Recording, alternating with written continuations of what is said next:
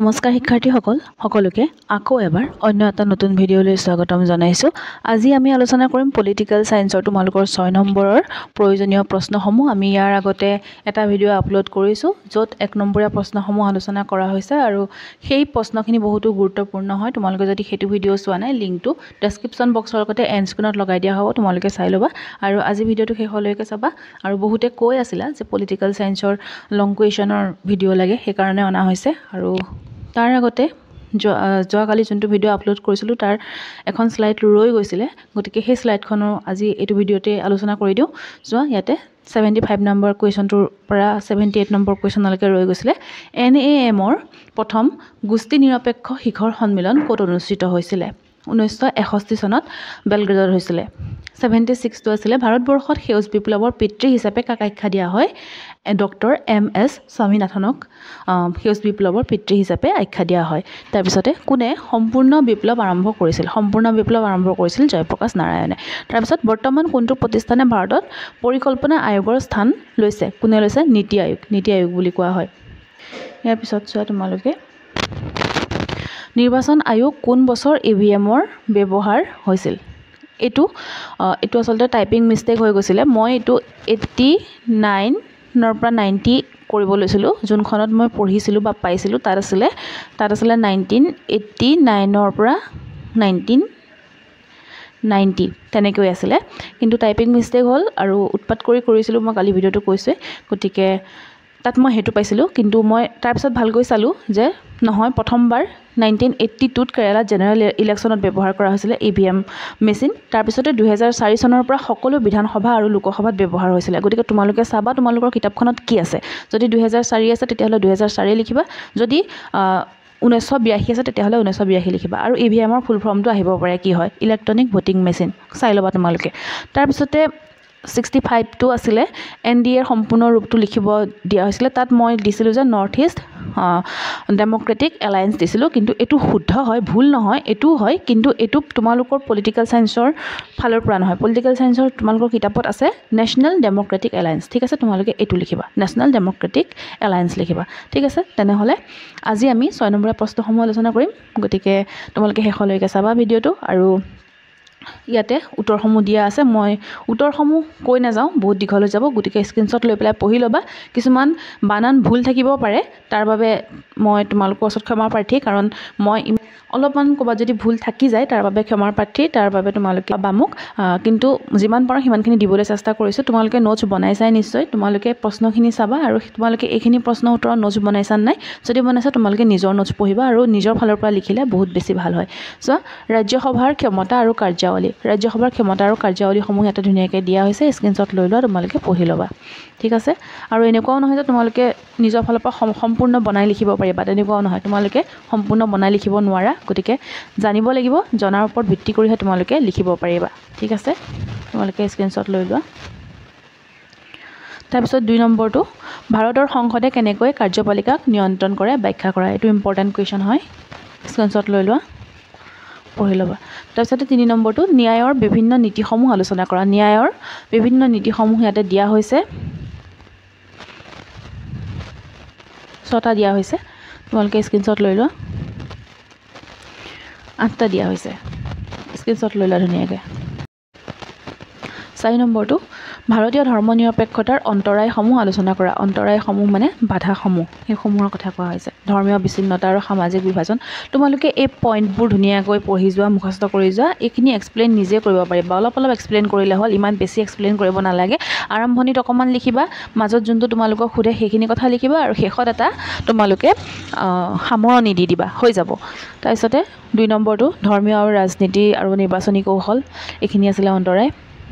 এইটো ধৰ্মীয় দ্বন্দ্ব, সাংস্কৃতিক বিভেদ, ধৰ্মীয় সহিষ্ণুতা আৰু সহাৱস্থানৰ অভাৱ, বহু ধৰ্মীয় পৰিসৰ আৰু প্ৰতিসৰৰ তুলনা। এইখিনি আছিলে অন্তৰায়খিনি, স্ক্ৰীনশ্বট লৈ লোৱা, আৰু এনেকৈ তোমালোকে শেষত সামৰণি এটা দি দিবা। ঠিক আছে, তাৰপিছত সমতাৰ বিভিন্ন দিশবোৰ আলোচনা কৰা। সমতাৰ বিভিন্ন দিশসমূহ: আইনী সমতা, অৰ্থনৈতিক সমতা, লিংগ সমতা, শিক্ষাৰ ক্ষেত্ৰত সমতা, ৰাজনৈতিক সমতা, বৈষম্যৰ বিৰুদ্ধে সমতা, আৱাসিক সমতা। এইখিনি ধুনীয়াকৈ এক্সপ্লেইন কৰি দিবা। তাৰপিছত শেষত তোমালোকে এটা কনক্লুজন লিখি দিবা। তাৰপিছত চোৱা, ভাৰতৰ উচ্চতম ন্যায়ালয়ত ন্যায়িক সমীক্ষাৰ ক্ষমতাৰ বিষয়ে ব্যাখ্যা কৰা। এইখিনি ব্যাখ্যা কৰিবলৈ যাওঁতে ইয়াৰ মূল দিশসমূহ ব্যাখ্যা কৰি দিবা আৰু যদি পাৰা তোমালোকৰ আৰু যদি মনত থাকে এইখিনি স্ক্ৰীনশ্বট লৈ লোৱা ধুনীয়াকৈ আৰু যদি মনত থাকে ন্যায়িক সমীক্ষাৰ সুবিধাসমূহ তোমালোকে লিখি দিবা আৰু শেষত এটা সামৰণি দি দিবা। তাৰপিছত অৰ্থনৈতিক শক্তি হিচাপে চীনৰ উত্থান আলোচনা কৰা। চীনৰ উত্থান আলোচনা কৰাৰ লগতে চীনৰ লগত ভাৰতৰ সম্পৰ্ক কি সেইটো চাই যাবা। তাৰপিছত চোৱা সোভিয়েট ইউনিয়ন কিয় ভংগ হৈছিল, এইটো কিমান বাৰ ৰিপিট হৈছে ঠিক নাই, এইটো বহুত বাৰ আহিছে, গতিকে এইটো চাই যাবা তোমালোকে। আৰু ইয়াৰ লগতে মই তোমালোকক এই সোভিয়েট ইউনিয়ন ভাঙোনৰ পিছৰ যোনখিনি ফলাফল সেইসমূহো দি দিছোঁ, এইখিনিও তোমালোকে পঢ়ি ল'বা। তাৰপিছত অৰ্থনৈতিক মহাশক্তি হিচাপে আমেৰিকা যুক্তৰাষ্ট্ৰৰ আধিপত্য বিশদভাৱে আলোচনা কৰা। এইখিনি তোমালোকে পঢ়ি লোৱা, স্ক্ৰীনশ্বট লৈ লোৱা, লিখি দিবা। নিজৰ ফালৰ পৰা যদি লিখা, নিজে যদি তোমালোকে নোটছ আগতীয়াকৈ বনাই থৈছা, তোমালোকে সেইখিনি পঢ়া আৰু পঢ়ি থৈছা যদি মনত আছে যদিতো ভালেই কথা। ইয়াৰ পিছত চোৱা এছিয়ানৰ মূল স্তম্ভ কেইটা আলোচনা কৰা। 3টা আছিলে নহয়, 3টা ধুনীয়াকৈ দিয়া হৈছে, স্ক্ৰীনশ্বট লৈ লোৱা আৰু শেষত এনেকৈ লিখি দিবা তোমালোকে।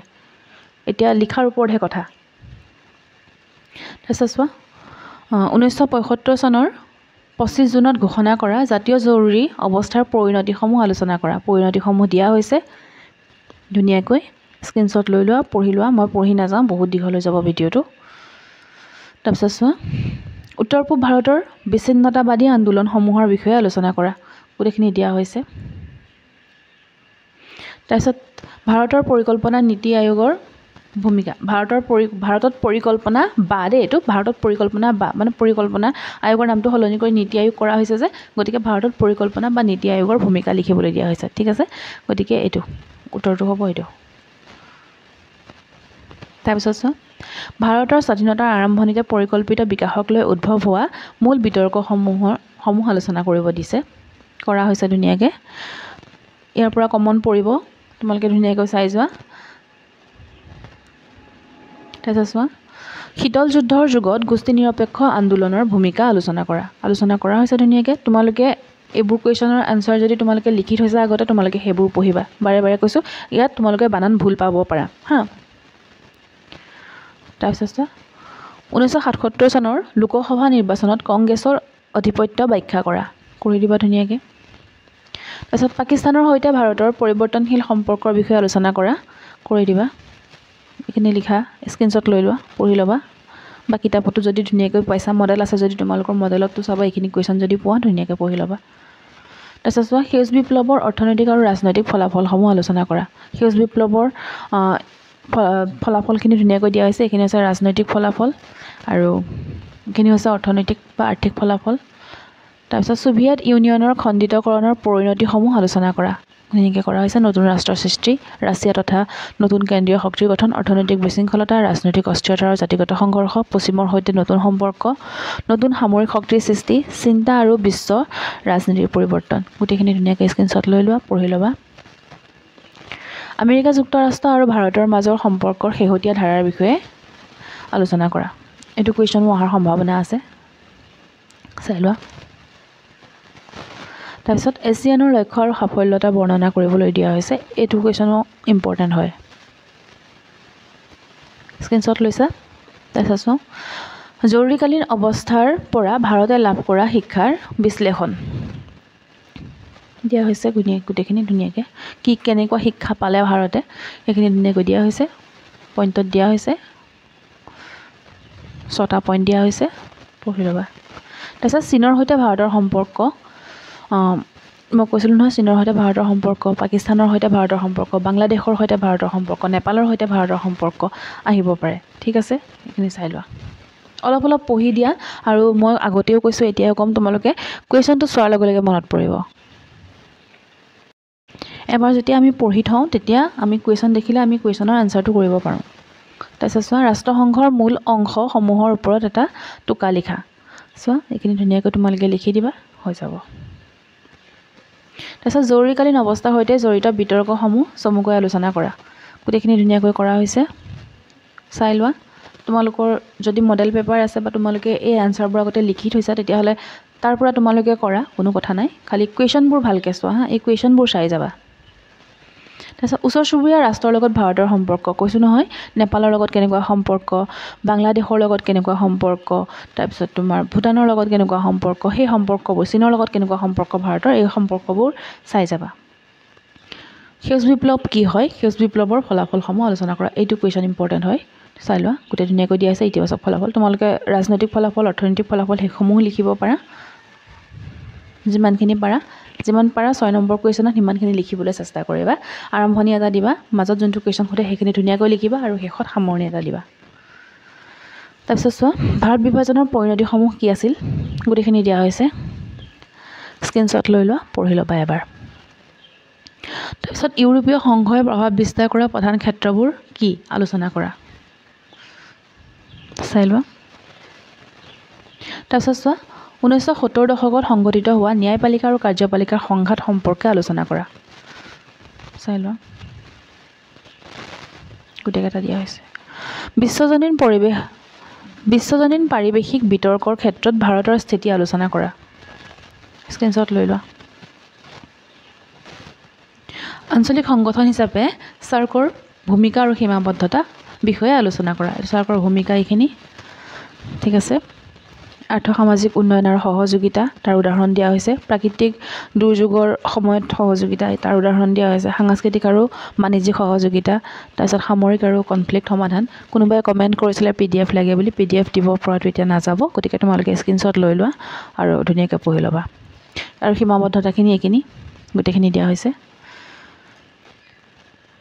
ইয়াতকৈ যদি চমুকৈ তোমালোকে ক'ৰবাত পাইছা, শ্বৰ্টকৈ ক'ৰবাত পাইছা, তোমালোকে তাৰ পৰা পঢ়া। খালি কুৱেশ্যন কেইটা তোমালোকে লিখি ল'বা, যদি পাৰা লিখি ল'বা, নহ'লে স্ক্ৰীনশ্বটটো ল'বাই, কুৱেশ্যনবোৰ চাই যাবা।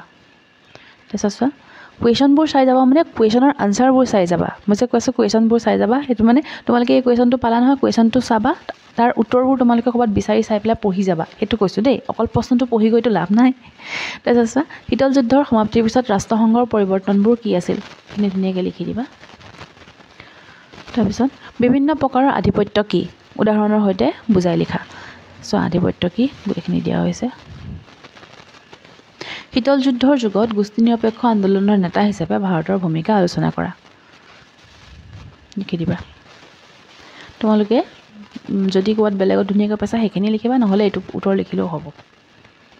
তাৰপিছত অযোধ্যা আৰু গধুৰা ঘটনাৰ সৈতে সম্পৰ্ক ৰাখি ভাৰতত সাম্প্ৰদায়িকতাবাদে সৃষ্টি কৰা প্ৰত্যাহ্বানৰ বিষয়ে আলোচনা কৰা। এইটো কুৱেশ্যন ইম্পৰ্টেণ্ট হয়, চোৱা। তাৰপিছত বিশ্বায়নৰ যুগত পৰিকল্পনা কিমান দূৰ প্ৰাসংগিক আলোচনা কৰা, উত্তৰটো ধুনীয়াকৈ দিয়া হৈছে। দক্ষিণ এছিয়াত স্থায়ী শান্তি প্ৰতিষ্ঠা কেনেদৰে কৰিব পাৰি আলোচনা কৰা। আলোচনা কৰা হৈছে দেশসমূহৰ মাজৰ সহযোগিতাৰ দ্বাৰা, দেশসমূহৰ মাজৰ দ্বিপাক্ষিক সংঘাত আঁতৰাই, দক্ষিণ এছিয়াত প্ৰচলিত বৰ্তমান সন্ত্ৰাসবাদক নিৰাময় কৰি, দেশসমূহৰ ন্যায্যতা বিকাশৰ জৰিয়তে, প্ৰত্যেকৰে আভ্যন্তৰীণ বিষয়ত হস্তক্ষেপ নকৰাৰ জৰিয়তে সকলোৱেই হয়। সকলো দেশক সন্মান আৰু সন্মান দিলেও ই স্থায়ী শান্তি প্ৰতিষ্ঠা কৰাত সহায় কৰিব। তাৰপিছত চোৱা, ভাৰত আৰু শ্ৰীলংকাৰ সম্পৰ্ক বিষয়ে চমুকৈ লিখা।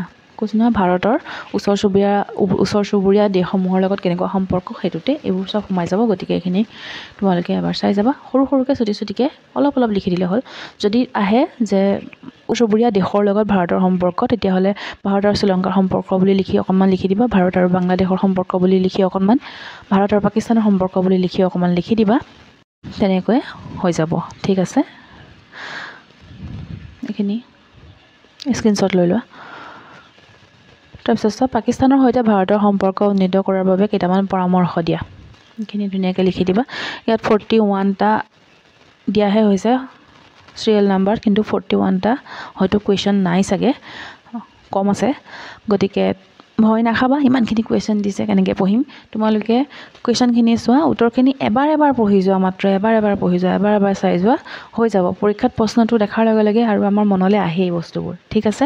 গতিকে তোমালোকৰ পৰীক্ষা ভাল হওক। চেনেলটোত যদি প্ৰথমবাৰৰ বাবে আহিছে তেনেহ'লে চেনেলটো ছাবস্ক্ৰাইব কৰিবা। ইয়াৰ আগৰ ভিডিঅ'টো চাবা। তোমালোকৰ বাবে কেনেধৰণৰ ভিডিঅ' লৈ আহিব লাগে কমেণ্ট বক্সত লিখি জনাই দিবা। 4 নম্বৰীয়া আৰু 2 নম্বৰীয়া প্ৰশ্ন উত্তৰসমূহ লাগে নেকি, সেইটো কথাও কমেণ্ট বক্সত লিখি জনাবা। তেতিয়াহ'লে আজিলৈ আহিছোঁ। পৰীক্ষা ভাল হওক সকলোৰে, ভালকৈ দিবা।